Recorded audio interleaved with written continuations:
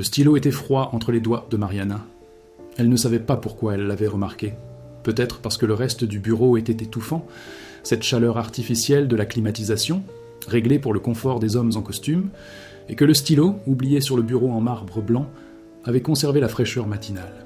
Elle le tenait avec précaution, comme s'il s'agissait d'un objet fragile, et regarda la feuille devant elle sans la lire. Elle l'avait déjà lue. 3 fois. 4. Peut-être plus. Ces nuits d'insomnie où elle restait plantée dans la cuisine à 2 heures du matin, le document imprimé sur le comptoir et une tasse de thé qui refroidissait sans qu'on y touche. Elle savait ce qui était écrit. Elle connaissait chaque clause, chaque virgule, chaque ligne qui affirmait, avec l'élégante froideur du langage juridique, que ce qui avait commencé 7 ans plus tôt était terminé. Dissolution du lien conjugal, c'est comme ça qu'il l'appelait. La dissolution. Comme si un mariage se dissolvait, tel du sucre dans l'eau chaude, comme s'il suffisait de remuer un peu pour que tout disparaisse, sans laisser de traces, sans tacher quoi que ce soit. Mariana a signé. Elle ne pleura pas. Elle ne dit rien. D'un geste calme, comme on rend un menu après avoir commandé, elle rendit le stylo à l'avocat et le remercia d'une voix qui ne lui était pas familière, sereine, distante, légèrement rauque. L'avocat évoqua des délais et des études notariales, et elle acquiesça au bon moment, sans dire un mot. Elle prit son sac. Elle partit. À l'extérieur, la ville continuait de fonctionner sans demander d'autorisation. Elle marcha 3 pâtés de maison avant de s'arrêter devant une boulangerie qu'elle ne connaissait pas. Elle entra, s'assit sur la première chaise libre et commanda un café dont elle n'avait pas envie. L'endroit embaumait le pain chaud et la cannelle. Un petit enfant poursuivait un pigeon devant la vitrine. Mariana les contempla longuement. L'enfant, le pigeon, la lumière du soleil qui frappait le trottoir de travers. Elle eut alors l'étrange impression d'être complètement seule au monde. Ce n'était pas nouveau. C'était juste la première fois qu'il le ressentait sans honte. Son mariage avec Rodrigo reposait sur des fondations qu'elle mit des années à reconnaître comme étant du sable. Au début, il y avait l'amour, ou quelque chose qui y ressemblait tellement qu'elle ne parvenait pas à le distinguer. Il y avait le frisson d'être choisi par un homme comme lui, beau, sûr de lui, fils d'une famille, dont le nom et l'adresse étaient bien connus en ville. Il y avait la fierté discrète de sa mère, qui n'avait jamais exprimé ouvertement son approbation, mais qui avait commencé à utiliser le nom de famille de son gendre dans ses conversations avec ses amis. Mariana était entrée dans ce mariage comme quelqu'un qui entre dans une maison trop belle pour lui, avec précaution, en essayant de ne rien gâcher, en essayant de ne pas prendre trop de place. Le problème, c'est que Rodrigo le savait, pas forcément par méchanceté, mais il le savait. Et avec le temps, ce qui avait commencé comme une simple différence de tempérament s'était transformé en autre chose. Il parlait, elle écoutait, il décidait, elle approuvait. Il sortait avec ses amis. Elle attendait sans demander à quelle heure il rentrerait. Elle avait appris à poser des questions anodines, à avoir des opinions mineures, à occuper une place insignifiante dans une vie qui, en théorie, était aussi la sienne. Il y avait sa belle-mère, Donna Beatriz, qui ne l'appela jamais par son nom durant les 7 années de leur mariage. Toujours la Mariana de Rodrigo, comme si elle était un accessoire, un ornement humain accompagnant son fils.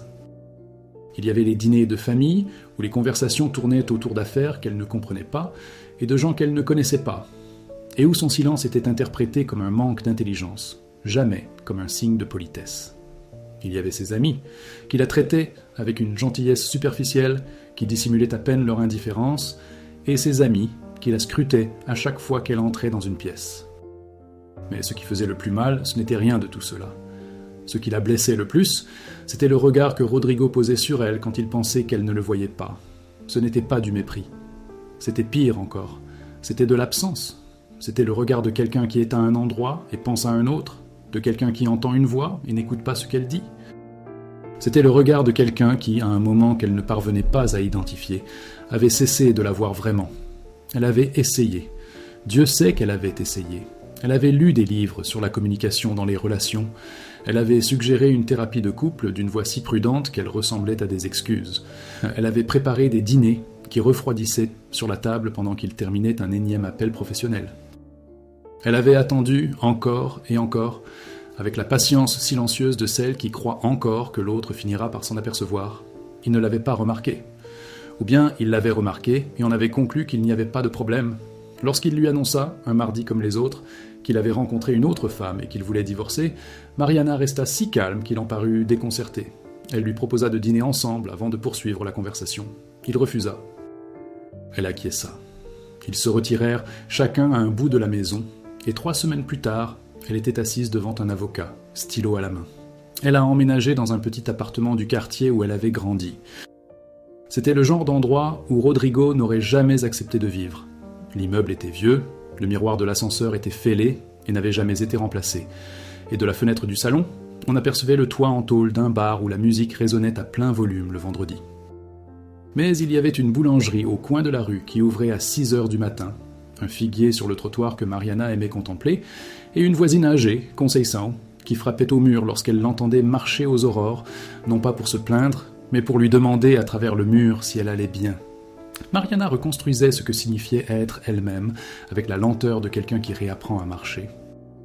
Il y avait des choses qu'elle avait oubliées et qu'elle aimait, peindre à l'aquarelle, par exemple. Elle avait arrêté un jour où Rodrigo lui avait dit, avec ce sourire légèrement impatient, que la peinture salissait trop la table. Elle avait cessé d'écouter un certain genre de musique qu'il jugeait trop mélancolique. Elle avait cessé d'aller à la bibliothèque municipale le samedi après-midi, car il préférait qu'ils restent à la maison. Maintenant, elle faisait tout cela. Avec une étrange timidité, comme quelqu'un qui reprend des habitudes d'une vie antérieure sans être sûr d'en faire encore partie. Elle travaillait comme conceptrice-rédactrice dans une petite agence. Elle gagnait suffisamment bien sa vie. Il n'y avait pas de luxe, mais elle avait de la dignité, une valeur qu'elle avait trop longtemps sous-estimée. Elle a rencontré Henrik au travail. Ce n'était pas une rencontre digne d'un film. Il était arrivé à l'agence en tant que client, représentant d'une entreprise de produits durables qui souhaitait repenser sa communication. Il était étonnamment discret pour un homme d'affaires. Non pas comme le silence de Rodrigo, qui était celui de quelqu'un d'indifférent, mais celui de quelqu'un qui était attentif. Lors de la première réunion, pendant que les autres prenaient la parole, il lut le document préparé par Mariana avec une concentration qu'elle remarqua immédiatement. À la fin, au moment des adieux, il se tourna vers elle et lui dit qu'une phrase du 2e paragraphe de la page 4 résumait parfaitement ce qu'il devait communiquer, mais que personne n'avait su l'exprimer auparavant. Il le dit avec une précision qui la surprit, non pas comme un compliment calculé, mais comme une observation sincère. Elle rentra chez elle en y repensant, pas forcément à propos de lui, mais plutôt à ce sentiment d'avoir été vue. Mince, ils se sont rencontrés à plusieurs reprises au cours des semaines suivantes, toujours dans un contexte professionnel.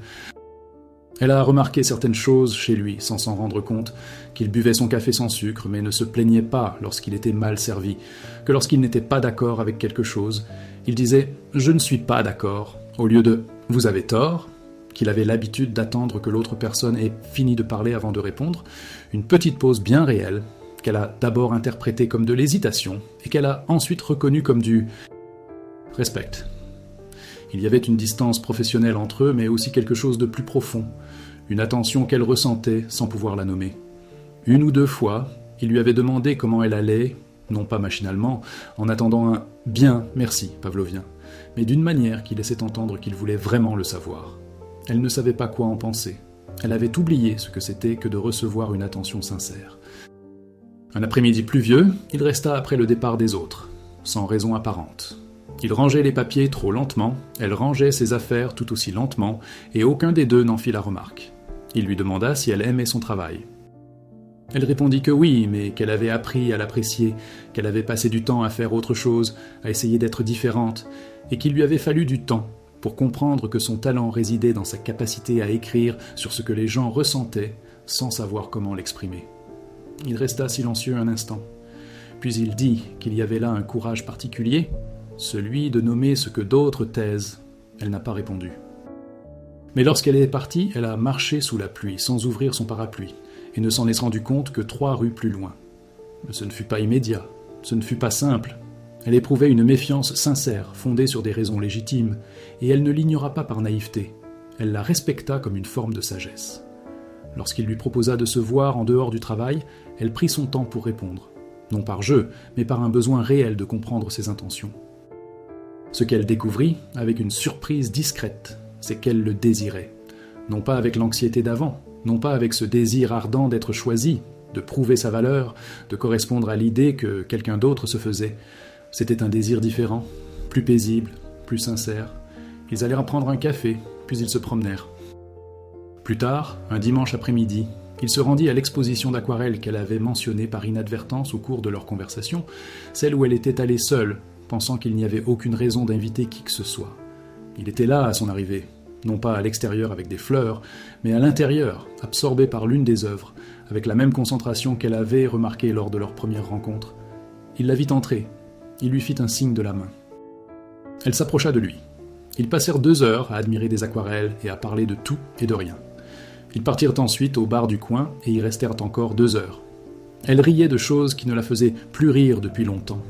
Il évoqua sa mère, décédée 3 ans auparavant, avec une nostalgie qu'il ne cherchait pas à dissimuler.